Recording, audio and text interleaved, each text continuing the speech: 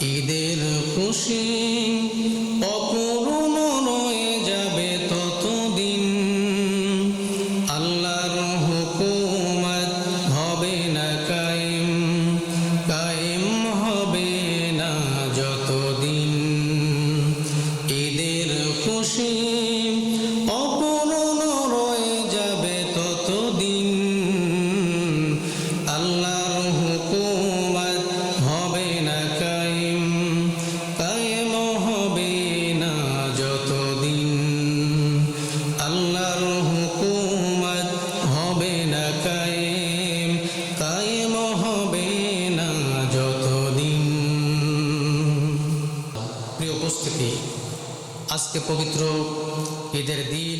আজকের এই দিনে আমরা কোনো হিংসাহিংসি নয়, কোনো রেষারেষি নয়, কোনো মারামারি, কোনো হিংসা করা যাবে না। আল্লাহ রাব্বুল আলামিন তিনি বলেন, ইন্নাল্লাযীনা আমানু ওয়া আমিলুস সালিহাতি কানাত লাহুম জান্নাতুল ফিরদাউসি নুজুলা। বলুন আল্লাহু আকবার।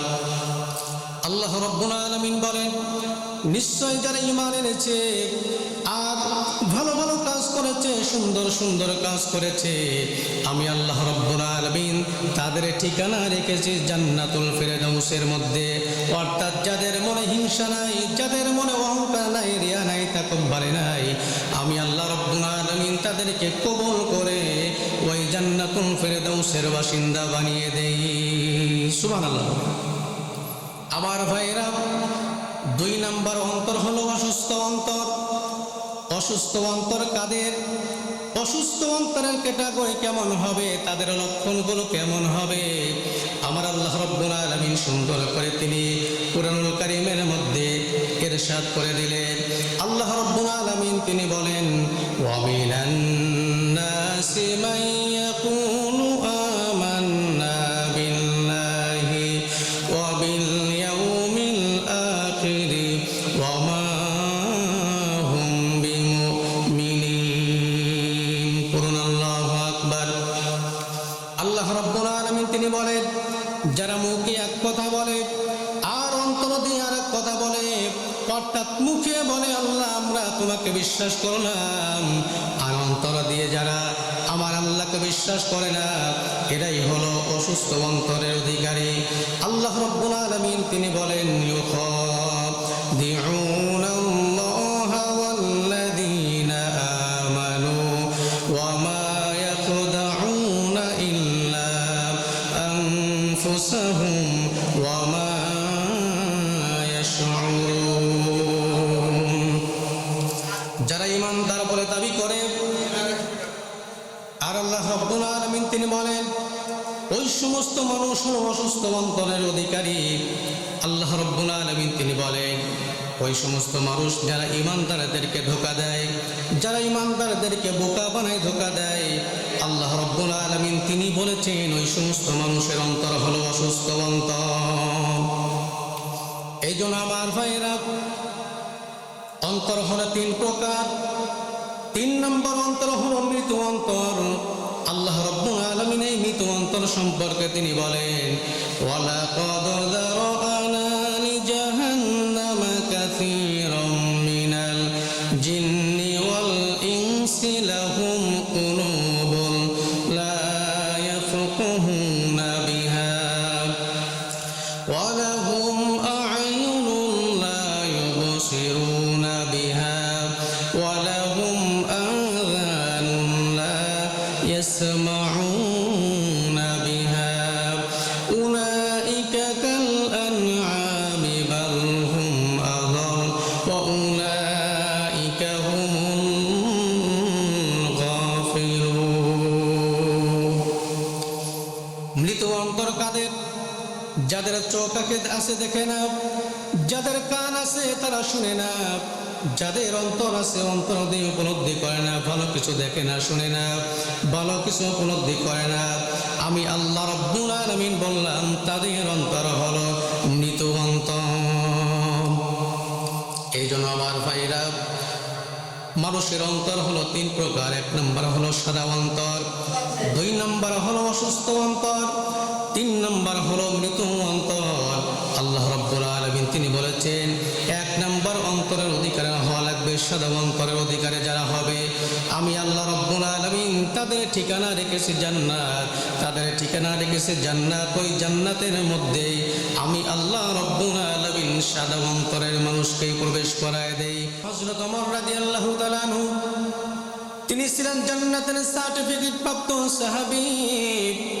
হযরত ওমর রাদিয়াল্লাহু তাআলা আনহু তিনি পবিত্র ঈদুল ফিতরের দিনে তিনি বাড়িতে বসে বসে গুনগুন গুনগুন করে কান্না শুরু করে দিলেন। ঈদগাহে তিনি যেতে যাচ্ছিলেন না। এমন সময় সাহাবায়ে কেরামরা অপেক্ষা করেছিলেন। অপেক্ষা করতে করতে করতে করতে অনেকগুলো সাহাবী হযরত ওমরের বাড়িতে চলে গেলেন।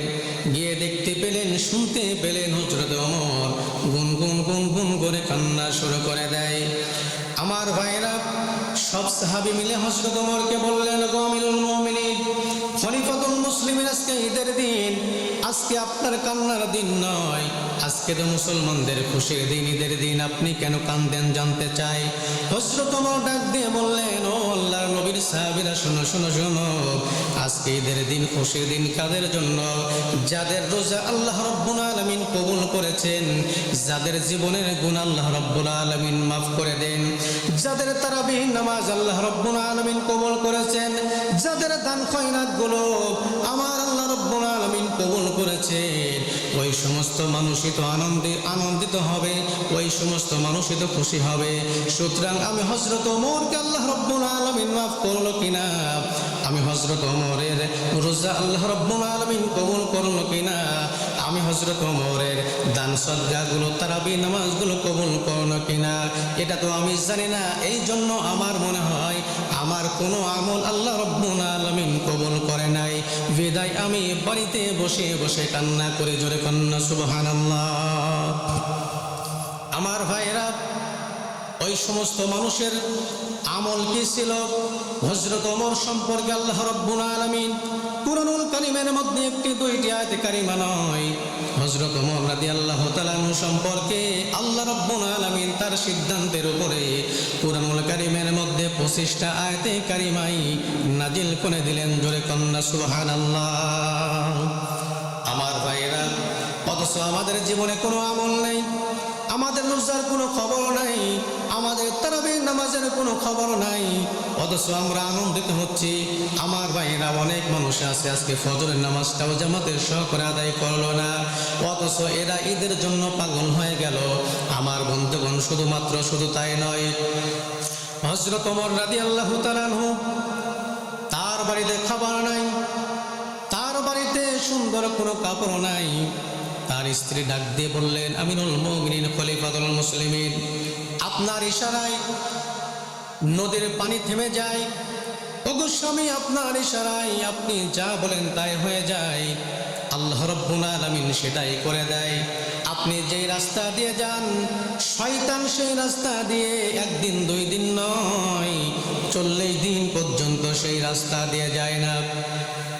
ওগো স্বামী, আপনার এত সম্মান, এত মর্যাদা আল্লাহ রাব্বুল আলামিন দান করেছেন, কিন্তু শুনেন, আপনি আমার বাড়িতে তো কোনো বাজার নাই, খাবার নাই, নতুন কোনো পোশাক নাই। ওগো স্বামী আমার, শুনেন, আমরা বড় মানুষ, আমাদের পোশাক না থাকলেও কোনো সমস্যা নাই, কিন্তু আমাদের ঘরে যে ছোট্ট সন্তান আছে, এই সন্তানের জন্য কি আপনি একটু কাপড়ের ব্যবস্থা করতে পারেন না? এই সন্তানের জন্য কি আপনি একটু ভালো খাবারের ব্যবস্থা করতে পারেন না? আমিরুল মুমিনিন খলিফাতুল মুসলিমিন ডাক দিয়ে বললেন, স্ত্রী শোনো, আমার কাছে তো তেমন কোনো অর্থ করে নাই, যে অর্থ দিয়ে আমার সন্তানের জন্য নতুন জামার ব্যবস্থা করে দেব। তবে শোনো, আমি বাইতুল মালকে চিঠি লিখতেছি, দেখি বাইতুল মাল দেয় কিনা। বাইতুল মাল ছিলেন আমর ইবনে আস রাদিয়াল্লাহু তাআলা আনহু, তিনি ছিলেন অর্থমন্ত্রী। এই অর্থমন্ত্রীর কাছে হযরত ওমর চিঠি লিখলেন, অর্থমন্ত্রী শোনেন, আমর ইবনে আস, আমার বাড়িতে তেমন কোনো খাবার নাই, আমার সন্তানের জামা নাই, নতুন কোনো জামা নাই, সুতরাং আমাকে কি 1 মাসের অগ্রিম বেতন দেওয়া যায় না? আমার বন্ধুগণ, আমর ইবনে আস রাদিয়াল্লাহু তাআলা আনহু, হযরত ওমর রাদিয়াল্লাহু তাআলা আনহু চিঠি পাওয়ার পরে দু চোখের পানি ছেড়ে দিয়ে কান্না শুরু করে দিলেন আর ডাক দিয়ে বললেন, আল্লাহ, আমরা এমন একটা নেতা পেয়েছি, এমন একটা সরকার পেয়েছি, যার বাড়িতে ঈদের দিনে খাবার নাই, যার সন্তানের কাপড় নাই। ওমর ইবনে আস রাদিয়াল্লাহু তাআলা আনহু ডাক দিয়ে বললেন, চিঠি দেখলেন, ডাক দিয়ে বললেন, ওগো আমিরুল মুমিনিন, খলিফাতুল মুসলিমিন, 1 মাসের কেন অগ্রিম আমি 2-3 মাসের বেতন দিতে পারি, যদি আপনি 2টা শর্ত দেন। 1 নম্বর শর্ত হলো আপনি এই যে 1 মাস ধরে পৃথিবীর জমিনে বাঁচবেন কিনা এর গ্যারান্টি দিতে হবে। আর 2 নম্বর হলো আপনাকে এই মদিনার রাষ্ট্রের জনগণ আপনাকে ক্ষমতায় রাখবে কিনা, এই 2টা জিনিসের গ্যারান্টি যদি দিতে পারেন ওমর, আমি 1 মাস কেন 2 মাসের বেতন আপনাকে অগ্রিম দিয়ে দেব। আমার ভাইরা, এই চিঠিটা হযরত ওমর রাদিয়াল্লাহু তাআলা আনহু পাওয়ার পরে হযরত ওমর তিনি ডাক দিয়ে বললেন, ওগো স্ত্রী শোনো, আমার অর্থমন্ত্রী আমর ইবনে আস কি কথা লিখলেন দেখো।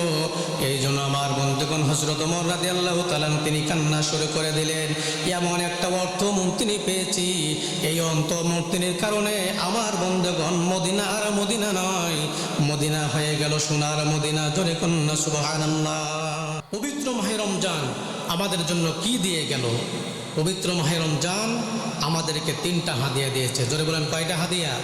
3টা হাদিয়া দিয়েছে। 1 নম্বর হলো সিয়াম, সারা বছর আমরা কম বেশি রোজা রাখবো। জোরে বলুন ইনশাআল্লাহ। আমার ভাইরা, 2 নম্বর দিয়েছে কিয়াম, অর্থাৎ কিয়ামুল লাইল, অর্থাৎ তাহাজ্জুদের নামাজ। আল্লাহ রাব্বুল আলামিন এই নামাজটাকে খুব পছন্দ করেন, খুব ভালোবাসেন। আল্লাহ রাব্বুল আলামিন কোরআনুল কারীমের মধ্যে নবীকে ডাক দিয়ে বললেন, নবী আপনি ওঠেন তাহাজ্জুদের নামাজ পড়ে আমি আল্লাহর দরবারে দোয়া করেন, আমি আল্লাহর কাছে মাপ চান। জোরে কোন সুবহানাল্লাহ। তাহলে 2 নম্বরে দিয়েছে কিয়াম, তার মানে আমরা তারাবিহীন নামাজ আদায় করেছি, আমরা তাহাজ্জুদের নামাজ আদায় করেছি, কম বেশি সারা বছর তাহাজ্জুদের নামাজ আদায় করা দরকার। কথা বলুন তো দেখি আছে কি নাই? আমার ভাইরা, পবিত্র মাহে রমজান 3 নম্বর হাদিয়া দিয়েছেন, সেটা হলো কোরআন। আমার বন্ধুগণ, রমজানের ভিতরে যেইভাবে কোরআনুল কারীমের সঙ্গে আমরা লেগেছিলাম, বন্ধুগণ রমজান চলে গেছে, কোরআনুল কারীমকে কিন্তু ছাড়া যাবে না। রমজানে যেইভাবে কোরআনুল কারীম পড়তাম, এই রমজান চলে যাওয়ার পরেও কোরআনুল কারীমকে পড়া দরকার। কথা বলুন তো দেখি আছে কি নাই? প্রিয় ভাইরা, তাহলে বলুন আমাদের রমজান কয়টা জিনিস হাদিয়া দিয়েছে? 3টা। 1 নম্বর হলো সিয়াম, 2 নম্বর হলো কিয়াম, 3 নম্বর হলো কোরআন। প্রিয় বন্ধুগণ, এই 3টা জিনিসের সঙ্গে আমরা সারা বছর লেগে থাকবো। জোরে বলুন ইনশাআল্লাহ। প্রিয় বন্ধুগণ, পবিত্র আজকের এই দিনে আপনি আল্লাহ রাব্বুল আলামিনের কাছে মাপ চান, আপনার জীবনের জন্য, গুনার জন্য মাপ চান। সারাটা জীবন গুনাহ করেছেন, সারাটা জীবন পাপের কাজ করেছেন, সারাটা জীবন নাফরমানি কাজ করেছেন। আপনি আজকের দিনে যদি আল্লাহ রাব্বুল আলামিনের কাছে মাপ চাইতে না পারেন, আর আজকের দিনে আল্লাহ রাব্বুল আলামিন যদি আপনার জীবনের গুনাহগুলো মাফ না করে, আপনার জীবনটা হলো ব্যর্থ জীবন। জোরে বলেন কি জীবন?